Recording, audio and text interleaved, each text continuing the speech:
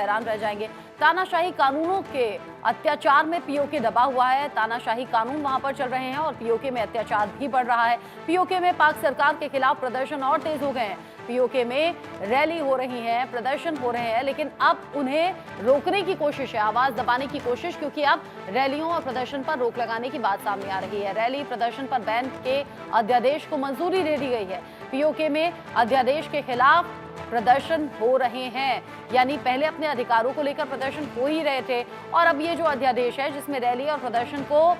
Ban लगाने की बात कही गई है, इस अध्यादेश को मंजूरी के बाद जब फैसला इंप्लीमेंट करने की बारी है तो पीओके में विरोध प्रदर्शन के जो सुर है वो और ज्यादा तेज हो गए हैं। पीओके में अध्यादेश के खिलाफ हो रहे हैं प्रदर्शन।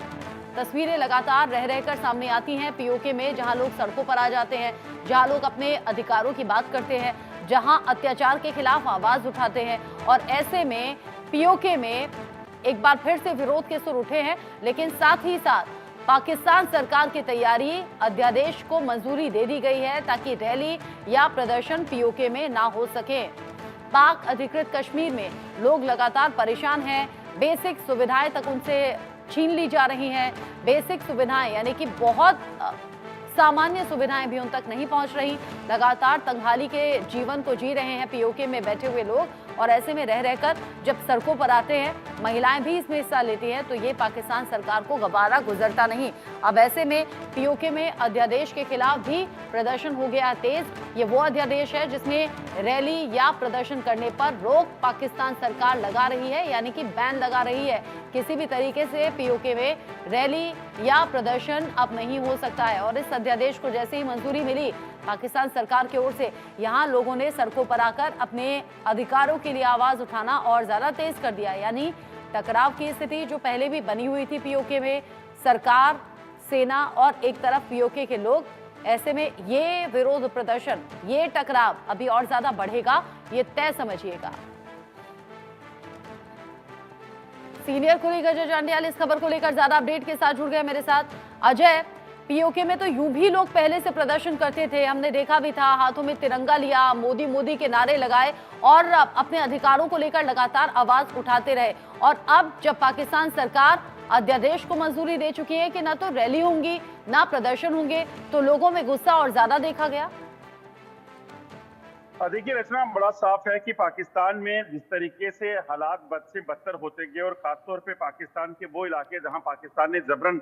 कब्जा किया हुआ है, जहां पाकिस्तान लोगों को दबाने की कोशिश करता है, चाहे वो गिलगित का इलाका हो, बल्चिस्तान का इलाका हो, या फिर पाकिस्तान के कब्जे वाले कश्मीर का इलाका, वहां पाकिस्तान की जब अब नहीं चल रही है तो पाकिस्तान ने सरकार ने जो है एक नया पैंतरा अपनाया है। अब पाकिस्तान ने सीधे तौर पर वहां कानून लागू कर दिया कि वहां किसी भी तरह से अब लोग प्रदर्शन नहीं कर सकते। इसका मकसद बड़ा साफ है कि वहां पर पाकिस्तान लोगों को दबाना चाहता है, क्योंकि जिस तरीके से लोग मुखर होकर चीजों को बोल रहे थे, मांग कर रहे थे जिन चीजों को लेकर, अब सोचिए जब महिलाओं को वहां पे महिलाओं के साथ जब अत्याचार हो और अगर वो पुलिस स्टेशन कंप्लेन के लिए जाएं तो उनके साथ बलात्कार किया जाए पुलिस थानों में, वो इलाका जहां पर युवा जो है जब अपने हकों की मांग के लिए आवाज उठाएं तो उनको अगवा करके उनको मौत के घाट उतार दिया जाए, वो इलाका जहां पर महंगाई की मार लोगों पर पड़ रही हो, वो लोग जो है जब आवाज उठाएं उन पर गोलियां चलाएं, तो वो क्या करेंगे? वो सिर्फ प्रदर्शन कर सकते हैं दुनिया भर को बताने के लिए कि देखिए पाकिस्तान के कब्जे वाले कश्मीर में हालात क्या हैं। और अब रचना, खासतौर पे अगर आप देखें तो पिछले कुछ समय में जम्मू कश्मीर, खासतौर पे इस जम्मू कश्मीर की तस्वीर जब उभर कर लोगों ने देखी, जब यहाँ पे G20 हुआ, जब यहाँ पे करोड़ों सैलानी आए, जब यहाँ पर लोग जो है वो तरक्की की ओर बढ़ रहे हैं, फ्लाईओवर बन रहे हैं, पावर प्रोजेक्ट बन रहे हैं, जब यहाँ पर चीजों की बदलती दिख रही हैं, यहाँ पर आटा 24 रुपए किलो, 30 रुपए किलो बिकता हो और वहां पर आटा 250 रुपए किलो बिकता हो, 300 रुपए किलो बिकता हो, तो आप सोचिए कौन से जम्मू कश्मीर को आप जो है वो पसंद करेंगे। यही वजह है, पाकिस्तान को अब समझ आ गया है कि कहीं ना कहीं वहां आवाज जो है वो जोर शोर से उठ सकती है। इसी के चलते अब वहां के जो पीओजे के जो सो कॉल्ड राष्ट्रपति हैं, उनको कहकर जो है वहां पर अब लागू करवाया गया है ऐसा कानून जिसमें लोग जो हैं वो किसी तरह से अपनी आवाज नहीं उठा सकते, प्रदर्शन नहीं कर सकते, और अगर करेंगे तो उनको सलाखों के पीछे डाल दिया जाएगा। यानी पहले जो अत्याचार हो रहा था अजय, उसमें और इजाफे की तैयारी यहाँ पाकिस्तान सरकार ने कर ली है। और पाकिस्तान सरकार जब इन प्रदर्शनों का, इन उठती आवाजों का कोई सोल्यूशन निकाल नहीं पाई, तो आवाज दबाने के लिए ये पैंतरा आजमा लिया। देखिए, पाकिस्तान के पास सोल्यूशन कहां से आएगा जब वो पाकिस्तान जो आज बदहाली में है, जहां पर पैसे पैसे के लिए मोहताज है, दुनिया के सामने वो कटोरा लेके बैठा होगा, तो वो पाकिस्तान उस इलाके की खासतौर पे क्यों खबर लेगा और क्यों बेहतरी करेगा जिस इलाके को उसने सिर्फ और सिर्फ इसलिए कब्जाया है क्योंकि वहां पर कब्जा करके वो भारत में या अपने देश में सियासत कर सकता है। वहां के लोगों को वो थर्ड क्लास सिटीजन वहां पे माने जाते हैं, क्योंकि फर्स्ट क्लास सिटीजन हैं जो पाकिस्तान के लोग हैं, और थर्ड क्लास सिटीजन वो हैं जिनको वहां पर इलीगली पाकिस्तान ने कब्जा किया, उन लोगों को इसी तरह से दबाते रहा गया। और आप देखिए उस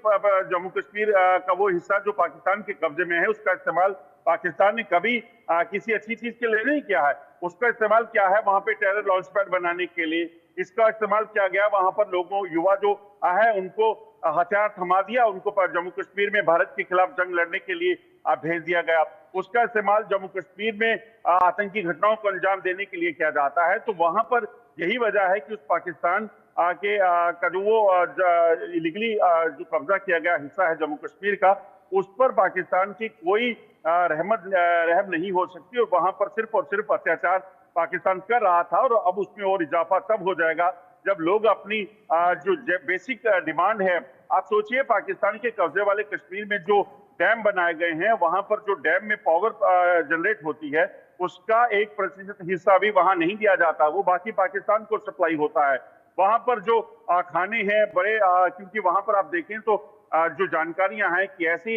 इलाके हैं जहां पर कई सोने की खाने हो सकती हैं, कोयले की खाने हैं, वहां पर तमाम चीजें जो है वो मिल सकती हैं, मगर उस इलाके का इस्तेमाल भी पाकिस्तान जो है अपने इकोनॉमी को मजबूत करने के लिए करने की कोशिश करता है, चीन को देने की कोशिश करता है, ना कि वहां के लोगों को उसका फायदा होता है।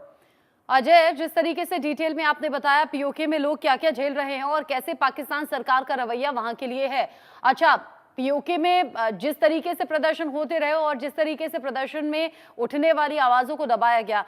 सीमा के इस पार सेना यानी कि यहां हिंदुस्तान की सेना जो बड़ी सम्मानजनक है भारत के लोगों की नजर में, और 24 घंटे सातों दिन देश के लिए देशवासियों के लिए सुरक्षा में पहरा देते हैं, फिर चाहे उनकी जान क्यों ना न्यौछावर हो जाए। और उधर उस तरफ अगर देखें तो वहां सेना ही लोगों के लिए सबसे बड़ा काल बंद कराती है, जहां महिलाओं के साथ दुष्कर्म की घटनाएं भी सामने आती है, जहां लोगों को बेवजह मौत के घाट उतार दिया जाता है। कब कहां से किसको उठा लिया जाए और कब कहां किसी का शव मिल जाए ये मालूम नहीं होता। ये एक बहुत बड़ा बेसिक अंतर है कि लोग सुरक्षा की स्थिति में नहीं अब रहना चाहते और इसीलिए रह रहकर प्रदर्शन में आवाज तेज हो रही है।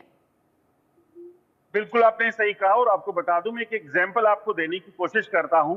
पाकिस्तान के कब्जे वाले कश्मीर से एक महिला जो है वो एक आतंकी के साथ शादी करके जम्मू कश्मीर आई थी। वो छन्ना मंडी में रहती है, और मुझे याद है जब उस महिला के साथ हमने एक स्टोरी की, जब उसके जो पति थे उसने यहाँ पर आकर सरेंडर किया, तो उसको वो आम जिंदगी जो है वो जीना चाहता था, क्योंकि उसे अब शायद मौत का यहाँ जो पाकिस्तान का राज का समझ आ गया था। जब वो जम्मू कश्मीर में यहाँ पर आम जिंदगी जीने लगा, लोगों के बीच में रहने लगा, और उस महिला के साथ हमने एक स्टोरी की और उसका इंटरव्यू किया, तो उस महिला ने बताया कि उसकी माँ के साथ जो है वो वहां के जो कुछ पुलिस कर्मी थे उन्होंने वहां पर बर्बरता बरसाई, यानी कि उसके साथ बलात्कार किया, उसको